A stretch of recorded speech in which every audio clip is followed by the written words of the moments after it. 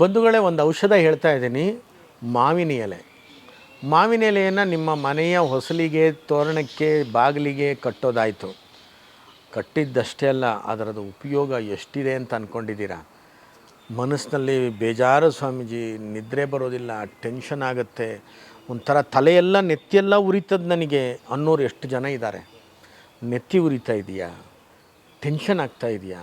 ನಿದ್ರೆ ಬರೋದಿಲ್ವಾ? ಒಂಥರ ಗಾಬರಿ, ಉನ್ಮಾದದ ಥರ ಅನಿಸ್ತಾ ಇದೆಯಾ?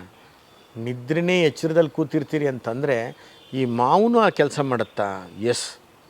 ಈ ಮಾವಿನ ಎಲೆಯನ್ನು ತಗೊಳ್ಳಿ, ತೆಗೆದು ಒಂದು 2-3 ಎಲೆಯನ್ನು ಅರೆದು ಇದರ ಜೊತೆಗೆ ದತ್ತುರಿ ಎಲೆಯನ್ನು ಸಹ ಸೇರಿಸಬೇಕು. ಇವು ಎಲ್ಲವನ್ನು ಸೇರಿಸಿ ಅರೆದಿದ್ದು ಒಂದು ಸ್ವಲ್ಪ ಜೀರಿಗೆ, ದತ್ತುರಿ ಎಲೆ ಮತ್ತು ಮಾವಿನ ಎಲೆ ಇವುಗಳನ್ನು ಸೇರಿಸಿ ಒಂದು ಎಣ್ಣೆ ಕಾಯಿಸಿ ಇಟ್ಕೊಳ್ಳಿ, ಕೊಬ್ಬರಿ ಎಣ್ಣೆಯಲ್ಲಿ. ಅದು ಒಂದು ಸ್ವಲ್ಪ ಒಂದು 2-3 ಚಮಚದಷ್ಟು ಚೆನ್ನಾಗಿ ನೆತ್ತಿಗೆ ಹಾಕಿ ಚೆನ್ನಾಗಿ ತಟ್ಕೊಳ್ಳಿ, ತಂಪಾಗತ್ತೆ.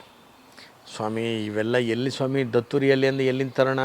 ಹಾಗೆ ಒಂದು ವೇಳೆ ರಕ್ತ ಚಂದನ ಅಥವಾ ಚಂದನ ಸಿಕ್ಕಿದ್ರೂ ಆಗುತ್ತೆ, ಹಾಕ್ಬೋದು. ಅದಕ್ಕೆ ಈಗ ಸಿಕ್ಕೋದಿಲ್ಲ, ನಾನು ಏನು ಮಾಡಲಿ ಅಂತಂದರೆ ನಾನೇ ನಿಮಗೆ ಒಂದು ಎಣ್ಣೆ ಮಾಡಿದ್ದೀನಿ. ಇದಕ್ಕೆ ಹೆಸರು ಕೂಡ ಸಮಾಧಾನ ಅಂತ ಹೆಸರಿಟ್ಟಿದ್ದೀವಿ. ನೀವು ಸಮಾಧಾನದಲ್ಲಿರಲಿಕ್ಕೋಸ್ಕರ ಈ ಎಣ್ಣೆನ ತಯಾರಿಸಿದ್ದೀವಿ. ಇದರೊಳಗಡೆ ಇವೆಲ್ಲ ಎಲೆಗಳು ಸಹ ಇದೆ. ಅದರೊಳಗೂ ಕೂಡ ಜಟಮಾಂಸಿ, ಮುಸ್ತ, ಶಂಖಪುಷ್ಪಿ ಇವುಗಳನ್ನು ಹಾಕಿದ್ದೀವಿ.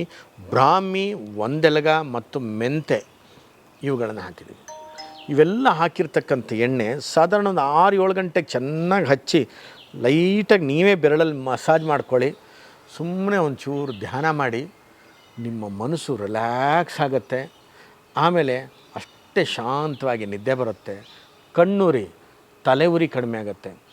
ನಿಮ್ಗೆ ಎಂಥ ಒಂದು ಔಷಧ ಅಲ್ವಾ ಇದು? ನೀವು ಮರಿದೇ ಮಾಡ್ಕೊಳ್ಳಿ, ನೀವು ಅನುಭವಿಸಿ ಅದನ್ನು ನಮಗೆ ಹೇಳಿ.